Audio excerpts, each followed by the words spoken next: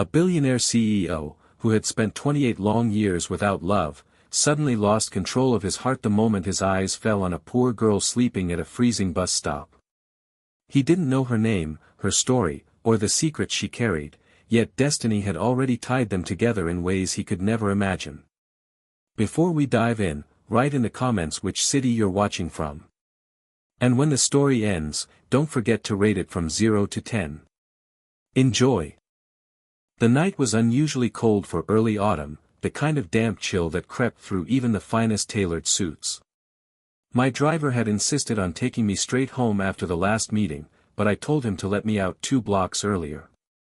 I wanted air, space, anything but another glass tower reflecting my own emptiness back at me. That was when I saw her. At the edge of the street, beneath the flickering light of a bus stop, a girl sat curled on the hard bench, her head tilted against the cold metal pole as if she had fought to stay awake and finally lost.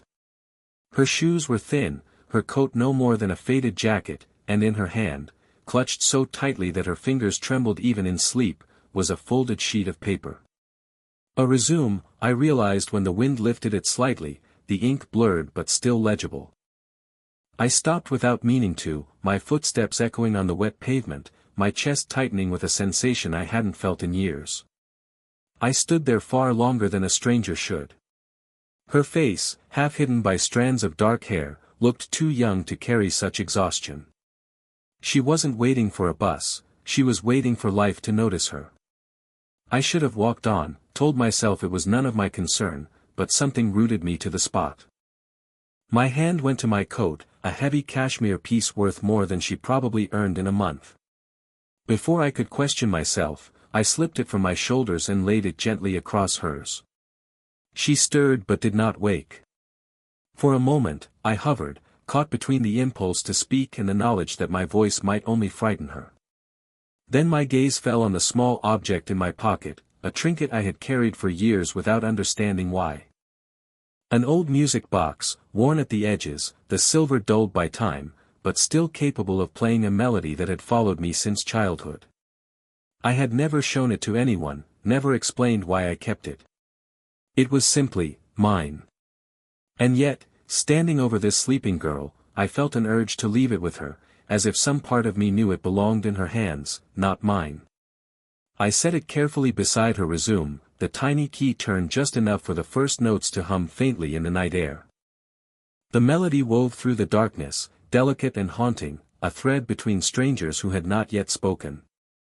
I stepped back quickly, almost guilty, and disappeared into the shadows before she could open her eyes. My driver looked puzzled when I reappeared at the car without my coat, but I said nothing. As the city lights blurred past the window, the tune still echoed in my head. I told myself it was nothing, a fleeting act of pity, but my chest carried a strange weight, as though I had left behind more than fabric and music. And yet, in that weight was something else, something that felt dangerously close to hope. That night I could not sleep. Every time I closed my eyes, I saw the girl at the bus stop, my coat sliding over her shoulders, her hand still gripping a résumé as if it were the only rope keeping her from drowning. I did not know her name. I did not know her story. But I knew this, strangers do not cross our paths without reason. And I had a feeling this one had only just begun. The next morning, I told myself the night before had been nothing more than a passing impulse, an act of courtesy that would vanish from memory as quickly as the rain had dried on the city streets. Yet when the sun rose over the skyline and painted the glass towers gold, I found the melody of that music box still circling inside my head.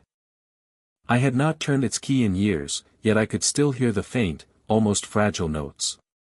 I carried that sound with me into the boardroom, into conversations about profits and acquisitions, into the hollow laughter of men who measured life by numbers alone. But no matter how many contracts I signed, the tune remained louder than their voices.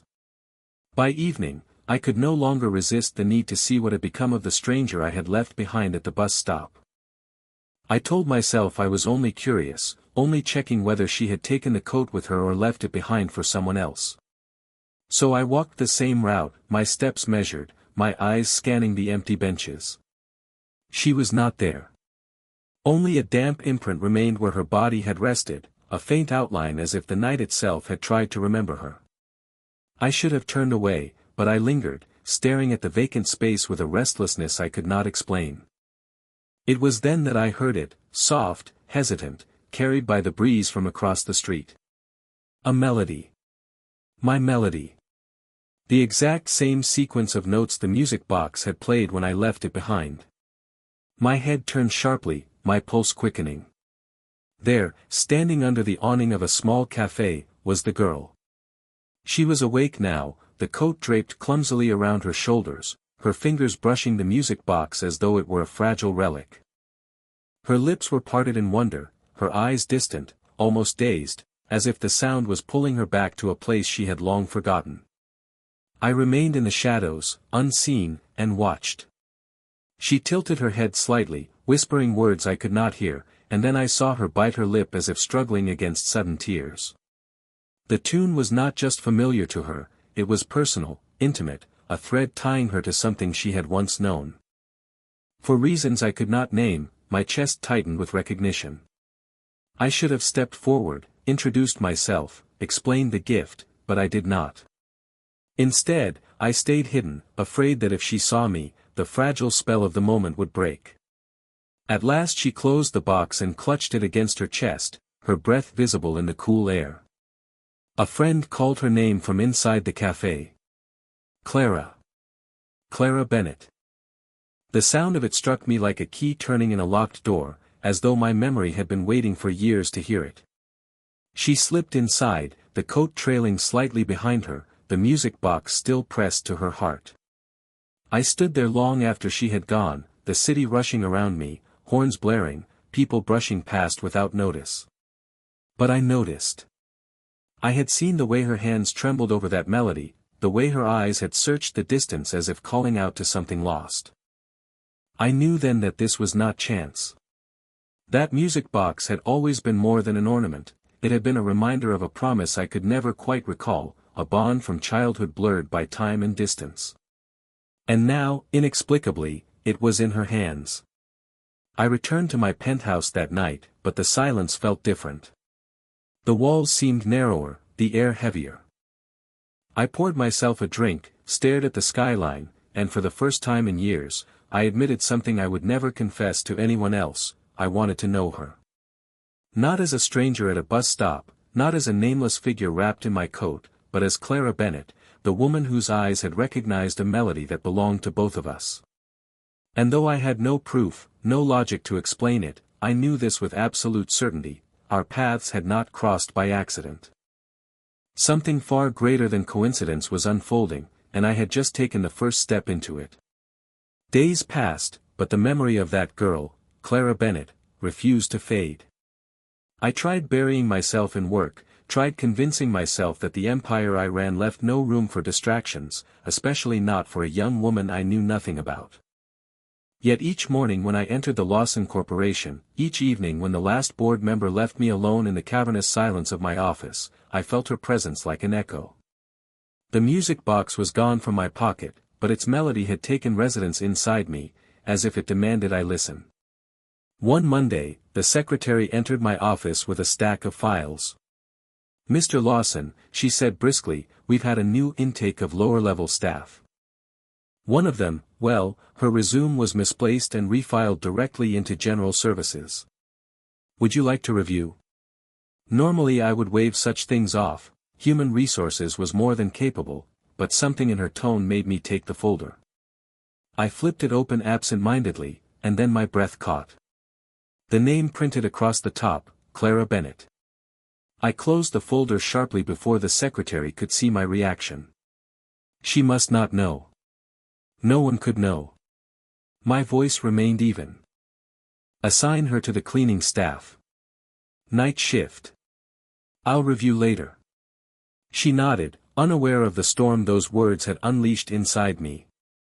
That evening, as I walked through the quiet corridors long after the executives had gone home, I heard the faint scrape of a mop against marble. The sound drew me like a magnet. I turned the corner and there she was, Clara. Dressed in the simple uniform of a cleaner, her hair tied back, sleeves rolled above her elbows. She was bent over a bucket, humming softly under her breath, and the tune made my skin prickle. It was the melody of the music box. For a long moment I stood in silence, hidden in the shadows as I had been that night at the bus stop. But unlike then, she was not asleep, not unaware. She was working, carrying herself with a quiet dignity that did not belong to someone scrubbing floors in a tower of glass. Every stroke of her mop seemed to push against the weight of the world, and yet her posture remained unbroken. I found myself stepping closer, my shoes clicking against the tile.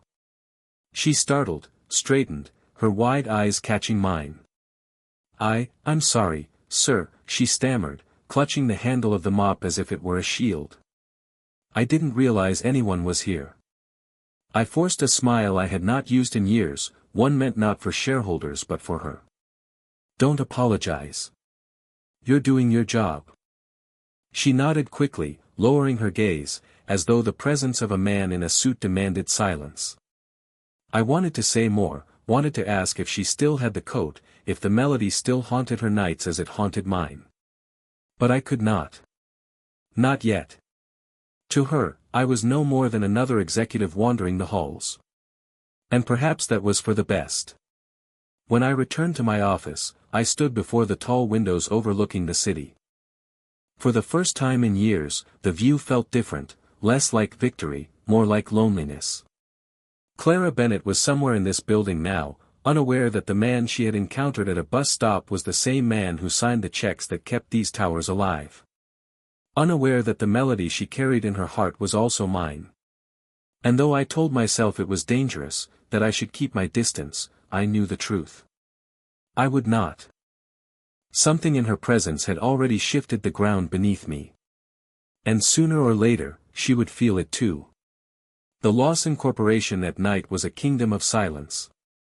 The fluorescent lights cast long reflections across polished floors, the hum of machines in the distance replacing the thunder of voices that usually filled the day. I had grown accustomed to those hours when the tower belonged to me alone, when no one demanded decisions or signatures. Yet lately, I was not alone. Somewhere in those corridors was Clara, scrubbing, sweeping, pushing her mop like a soldier marching through battles no one else could see. That night I lingered longer than usual, papers untouched on my desk, my thoughts circling her presence. Eventually I rose and began walking, telling myself I only needed to stretch my legs. My steps guided me without choice toward the service floor. And there she was, Clara, kneeling beside her bucket, her hair falling loose around her face as she wrung out the mop. She was so focused she didn't notice me until I stopped only a few feet away. She looked up sharply, startled, and the bucket tipped.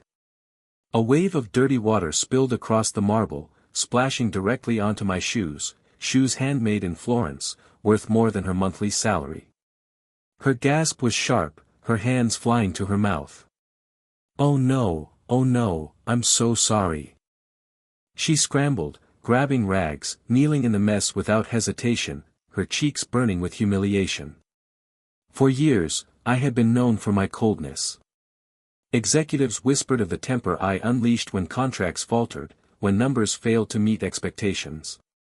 But in that moment, watching Clara struggle on her knees to wipe away her mistake, I felt something crack inside me.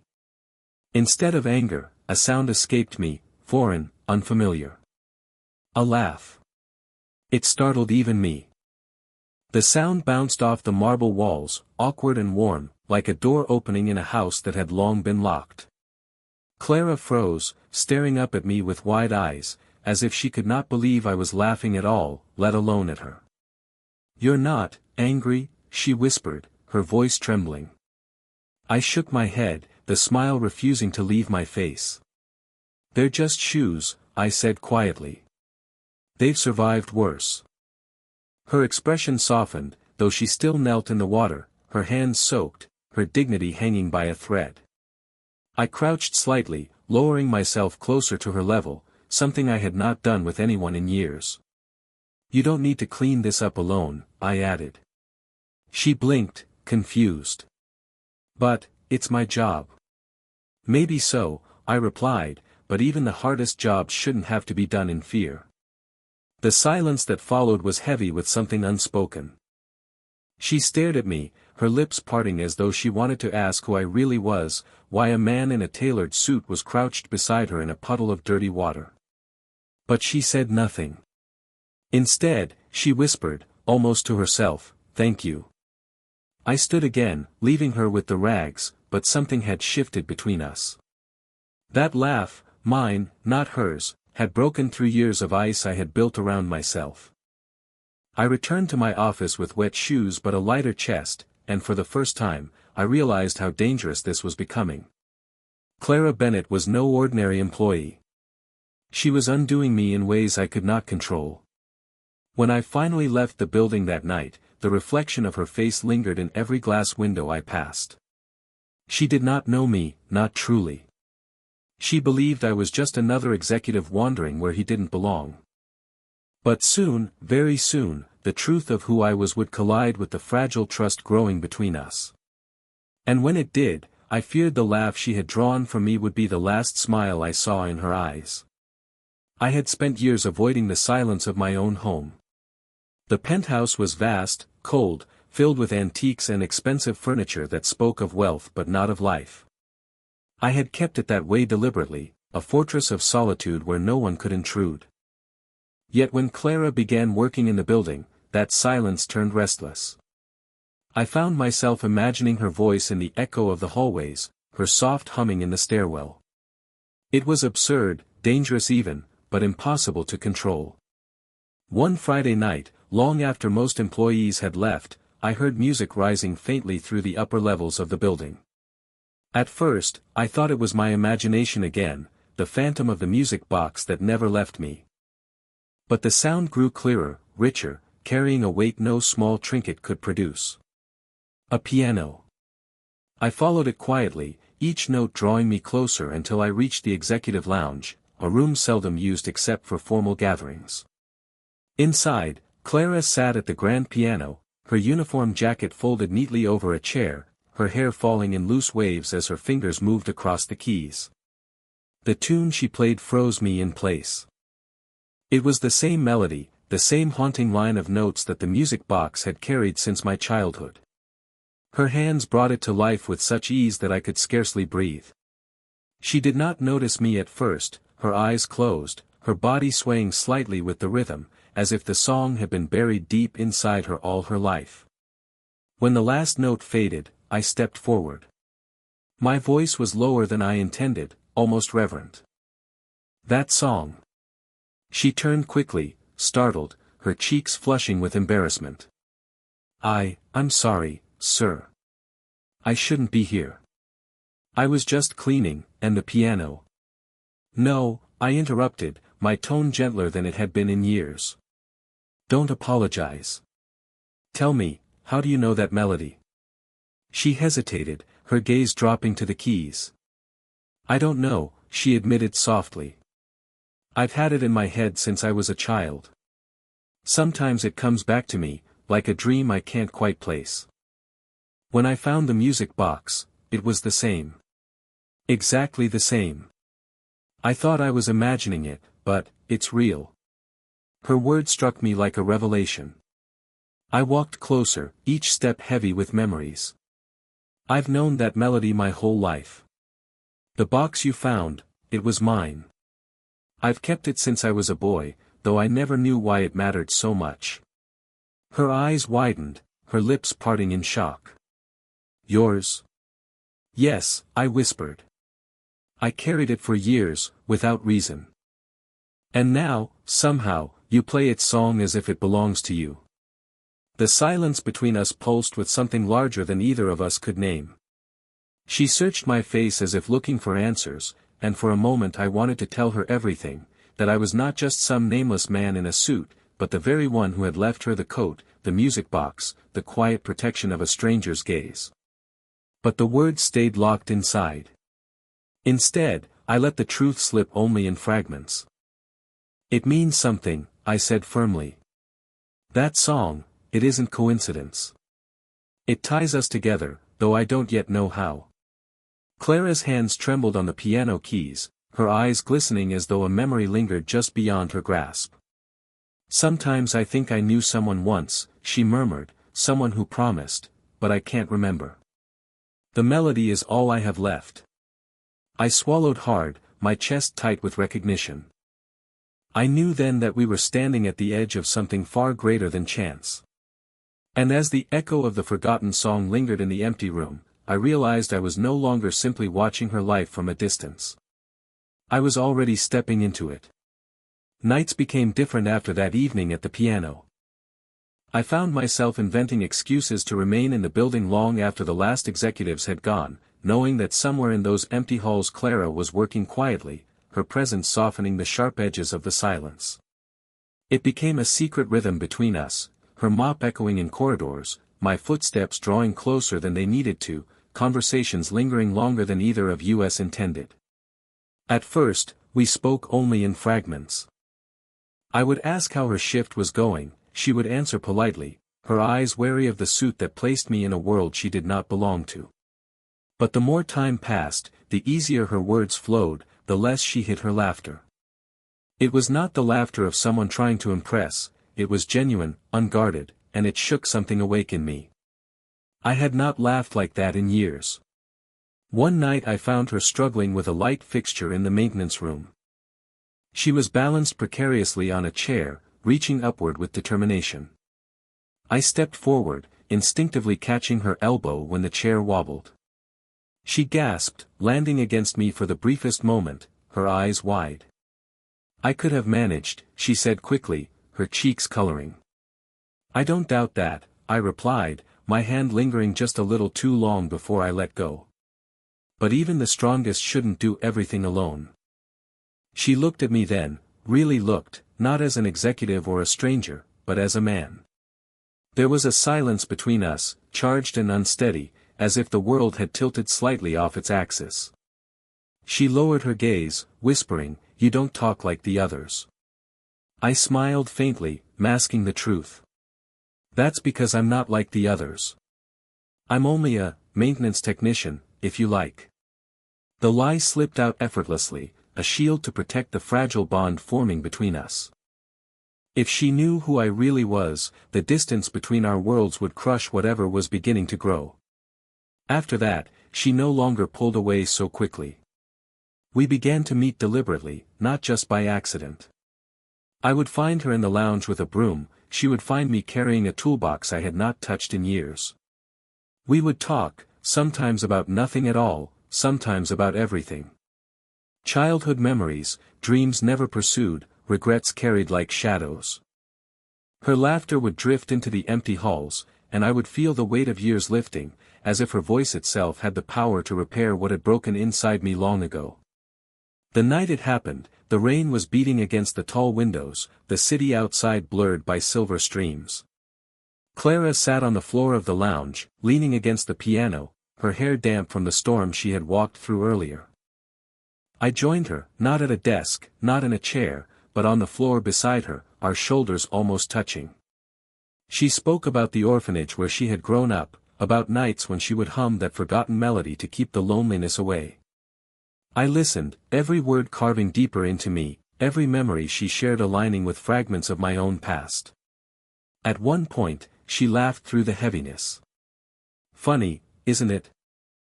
How two strangers can feel less like strangers than the people we've known for years."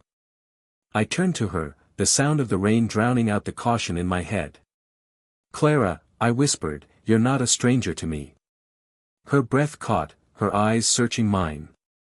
And then, without hesitation, she leaned closer, her lips finding mine in a kiss that was nothing like the polished gestures of the women who circled my world. It was unpracticed, trembling, filled with the weight of unspoken truths. I kissed her back, not as a man of wealth or power, but simply as David, the boy who once clung to a melody and never let it go. When she pulled away, her voice was fragile. "Don't disappear. Promise me that." I could not tell her who I really was, not yet. But I knew one thing with certainty, I could not disappear from her life, not again. The kiss lingered in my memory long after that night, haunting me more than any victory I had ever won in the boardroom.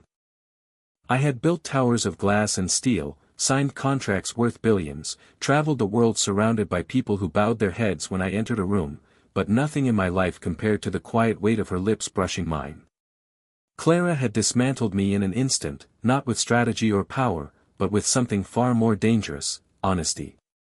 We continued our secret rhythm, nights filled with laughter, shared silences, conversations that stretched until dawn. But slowly, Clara began to open doors into her past that I had not expected her to reveal. One evening, as we sat by the piano again, she pressed her fingers absent-mindedly against the keys, letting the melody of the music box hover in the air between us. Her voice grew softer, almost childlike, as she spoke.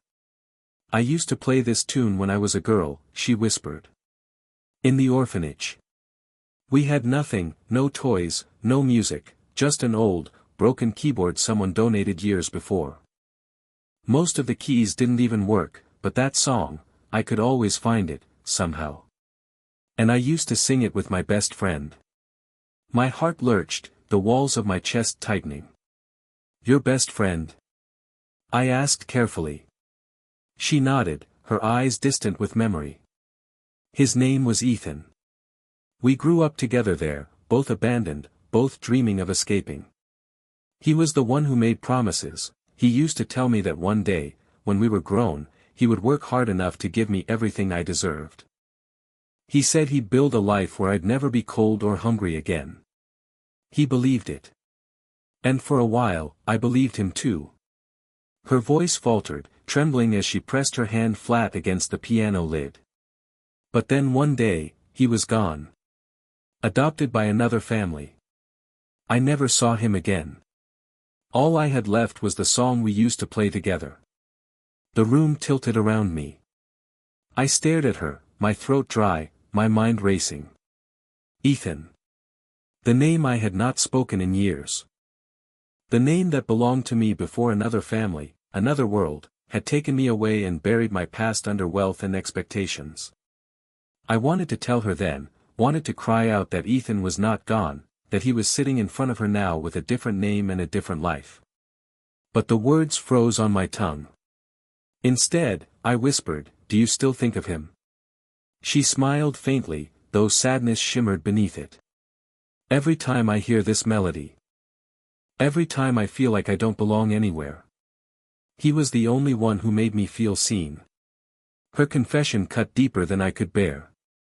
I wanted to tell her the truth, to lift the veil and show her that the promise had not been broken, only delayed. But fear held me back. Fear that revealing myself as Ethan would shatter the fragile trust we had built.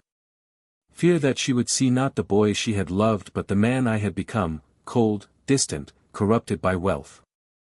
So I stayed silent, even as my heart screamed. I reached out instead, brushing a strand of hair from her face. "He sounds like a fool," I said softly, though my voice trembled. "A fool for letting you go."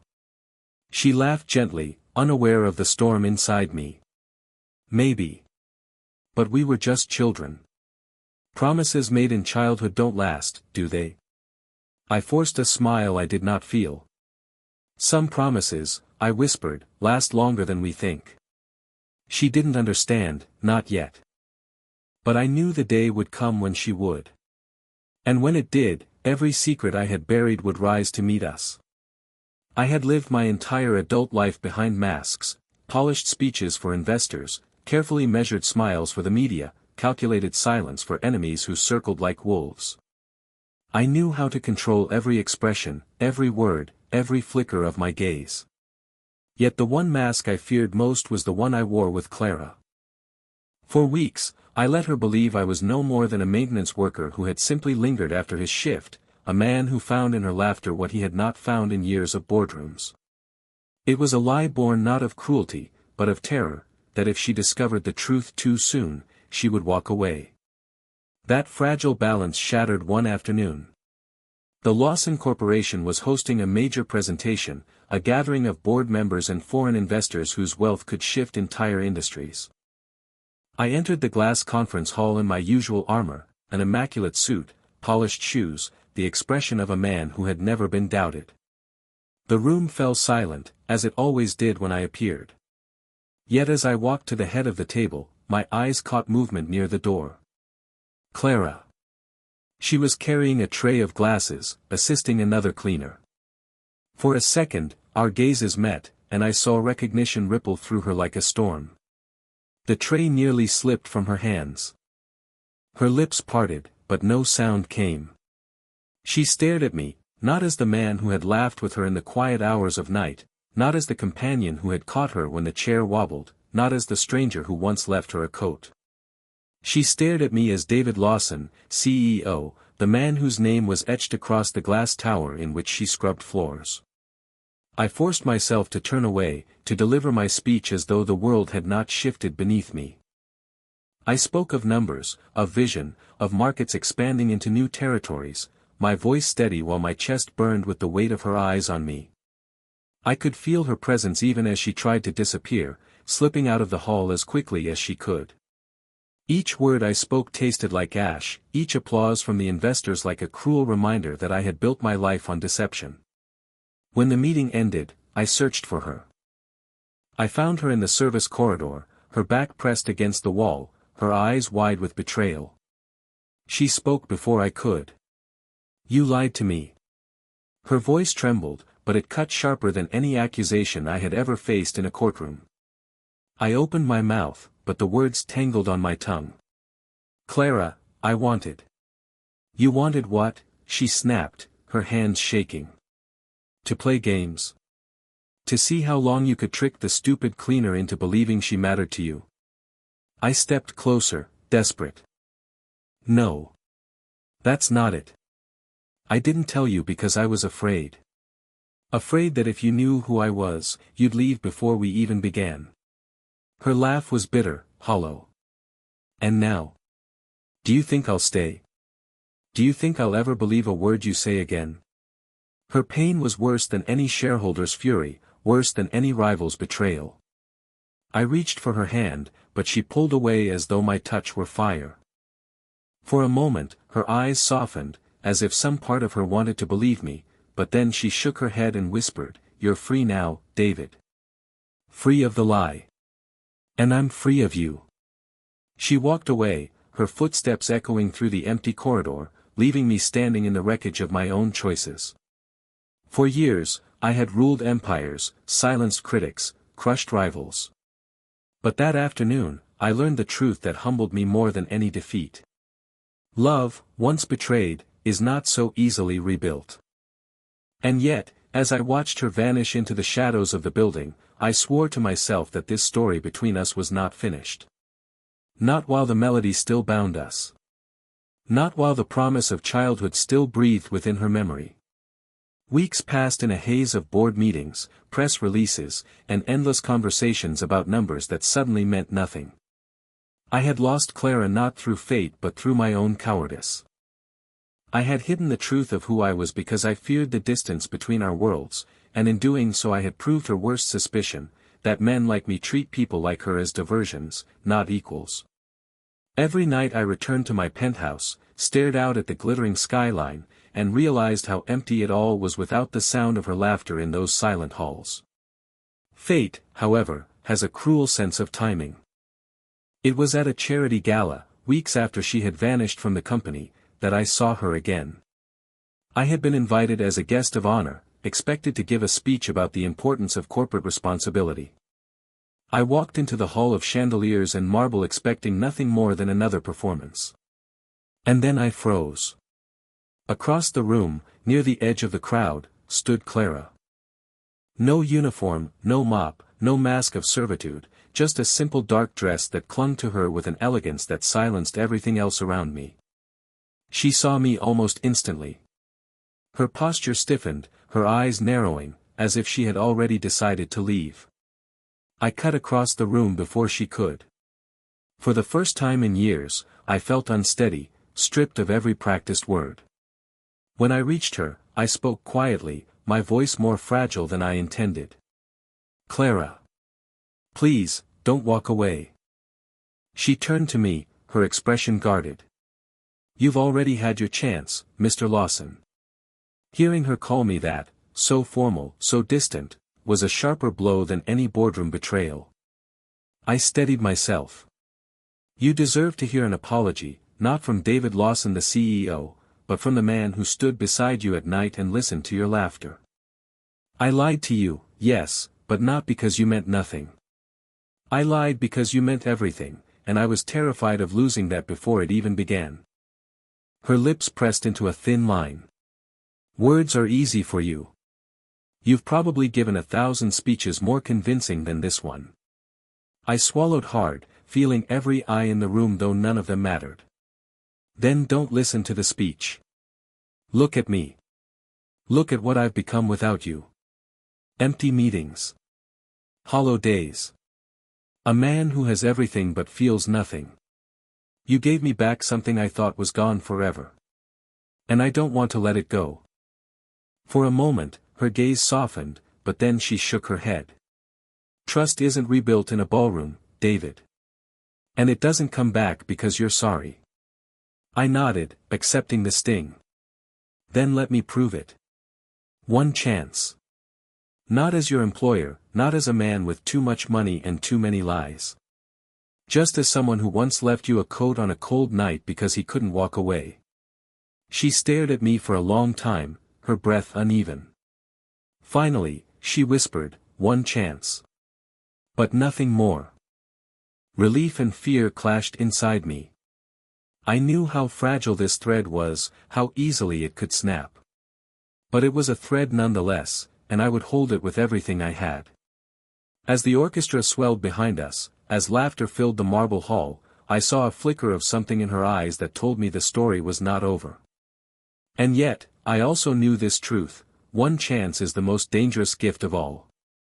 Because if I failed her again, it would be the last. The second chance Clara gave me was fragile, like a thread stretched thin between us, ready to break at the slightest pull. I treated it with the reverence of a man who knows he does not deserve forgiveness but craves it more than air. We met quietly, away from the gleaming halls of my corporation, away from the gossip of those who live to feast on scandal. Coffee shops, late walks through the park, small conversations that carried more weight than any contract I had ever signed. She listened, but her trust did not come easily. Every smile she gave me felt borrowed, every glance heavy with caution. And still, I clung to it, desperate to prove that the man she had kissed was not a mask, but the truest version of myself. Then came the evening that would change everything. Rain poured over the city, the streets blurred into rivers of reflected light. I had just returned from a meeting when I found Clara waiting outside my penthouse, her hair plastered to her cheeks, her hands trembling as she clutched something against her chest. She didn't speak until we were inside, dripping water onto marble floors. She opened her hand, and there it was, a faded photograph, edges curled, colors dimmed by years. My breath caught when I saw it.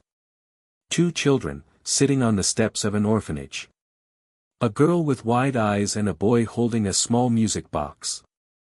Her voice broke the silence. I found this in an old box from the orphanage. That's me, and him. Ethan. The boy who promised me a future. She looked up at me then, her eyes filled with both wonder and fear. It's you, isn't it? The walls I had built all my life collapsed in an instant. I stepped closer, my hands shaking as I touched the photograph. Yes. It's me. I was Ethan before they adopted me, before I became David Lawson. They gave me a new name, a new life, but I never forgot that melody. I never forgot you. Tears welled in her eyes, but they did not fall. All this time, you were here, living in towers while I scrubbed the floors of them. You had everything, and I had nothing. Do you know what it was like to believe the only person who saw me had abandoned me? Her words tore through me, sharper than any blade. I wanted to fall to my knees, to beg for forgiveness I might never deserve. Clara, I didn't choose to leave you. I was taken, swept into a life I didn't understand. And I built walls because it was easier than facing the truth, that the only promise I ever wanted to keep was the one I made to you. The silence between us was deafening, broken only by the steady rhythm of rain against glass. Finally, she whispered, "You could have told me sooner." You let me fall for a lie. I stepped closer, my voice trembling. No. You didn't fall for David Lawson, the CEO. You fell for Ethan, the boy who once swore he would never let you be alone. That boy is still here. And he has spent every day since the night at that bus stop trying to find his way back to you. Her hands closed around the photograph, her chest rising with uneven breaths. For a moment, I feared she would walk away again, that the truth had come too late. But then she lifted her gaze, her tears finally breaking free. If you truly are that boy, then prove it. Not with money. Not with power. Prove it with love that does not vanish when the world makes it inconvenient. I reached for her hand, this time not as a man cloaked in wealth but as the child she had once trusted. I will. For as long as I live, I will. Outside, the storm raged, but inside, for the first time in decades, I felt the promise of peace. The photograph lay between us, not as a relic of the past, but as proof that fate had led us back together. The boy with the music box and the girl who carried its song had found each other again. And as I held her trembling hand, I understood the truth I had spent a lifetime running from: some promises are stronger than time, stronger than lies, stronger than fear. Some promises, once made, will always find their way home.